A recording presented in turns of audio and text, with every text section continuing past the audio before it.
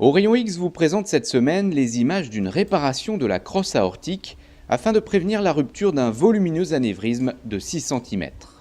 Le geste est réalisé par voie endovasculaire afin d'éviter une sternotomie jugée à haut risque pour la patiente. Une voie d'abord qui nécessite la conception d'une endoprothèse sur mesure. Illustration commentée par le professeur Stéphane Hollon, directeur du centre de l'aorte à l'hôpital Marie-Lannelongue. Cette patiente a été considérée à haut risque pour une chirurgie conventionnelle, donc on l'a traitée par une approche mini-invasive endovasculaire. On a implanté dans son aorte une endoprothèse, mais vu la localisation proche des troncs supraaortiques, on a dû implanter une endoprothèse sur mesure avec des branches pour le tronc artériel brachiocéphalique, pour la carotide gauche et pour l'artère sous-clavière gauche. Et vous voyez l'anévrisme au niveau de la crosse ici, vous voyez l'aorte ascendante qui n'est non pathologique et le gros anévrisme ensuite, et les différentes mesures qui sont faites pour concevoir une prothèse qui va être mise à l'intérieur de cette aorte pathologique. La partie proximale sera mise dans l'aorte ascendante, il y a des branches qui vont perfuser donc les 3 troncs supraaortiques, et évidemment l'endoprothèse est implantée dans une zone d'aorte saine en amont de l'anévrisme et dans une aorte saine en aval pour complètement bypasser la lésion anévrismale. Vous voyez qu'on réalise ces interventions sous guidage de la fusion. On a donc ce masque qui nous permet de nous repérer.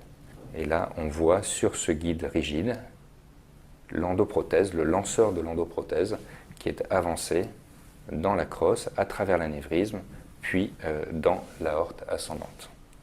Vous voyez cette artériographie qui nous permet de bien repérer l'origine des troncs supraaortiques. Donc lorsque le lanceur est parfaitement bien positionné, donc vous voyez le nez du lanceur dans le ventricule gauche, on va démarrer le rapid pacing pour diminuer le débit cardiaque et retirer la gaine du lanceur, ce qui va permettre de libérer la prothèse. C'est ce que vous voyez maintenant. Vous voyez premier stent, deuxième stent, et la prothèse est ensuite totalement libérée. Et vous voyez tous les petits marqueurs radio-opaques qui nous permettent de bien nous repérer, qui évidemment nous permettent de placer les jambages dans une position idéale pour ensuite pouvoir y accéder depuis les troncs supraaortiques. Donc ce que l'on observe ici, c'est qu'en arrivant depuis la carotide droite, on a implanté un jambage dans le TABC, un jambage qui se connecte à la branche interne de la prothèse. Et là, depuis la carotide gauche, on a fait exactement la même chose. On a connecté cette carotide avec la branche interne de l'artère grâce à ce jambage.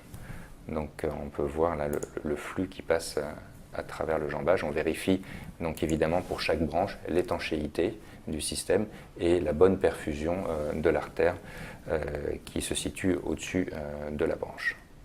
Donc à la fin de l'intervention, pour bien vérifier que la réparation a été faite dans des bonnes conditions, on va faire une acquisition en 3D.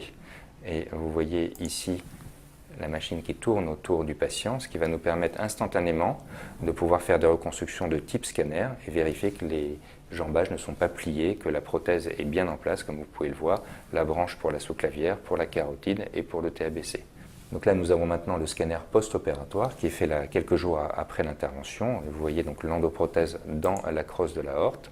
Et ce qui est intéressant, c'est que sur ces reconstructions axiales, on observe bien la prothèse dans la lumière de l'aorte, mais l'anévrisme qui est complètement exclu. Vous voyez ce volumineux anévrisme, il n'y a plus du tout de contraste à l'intérieur. Donc ça nous montre bien que la réparation est étanche et que cet anévrisme, que la paroi de l'aorte à ce niveau-là n'est plus soumise à la pression artérielle. Donc cette patiente est maintenant protégée contre le risque de rupture. Donc cette patiente qui avait une insuffisance respiratoire sévère et une coronoropathie était considérée à haut risque pour une chirurgie conventionnelle et on lui a proposé donc cette approche endovasculaire. Ça a permis de faire l'intervention en 3 heures à peu près et la patiente est rentrée chez elle 4 jours après l'intervention. C'est la fin de cette émission. Merci de votre fidélité. Retrouvez au Rayon X le mois prochain pour découvrir un nouveau cas clinique.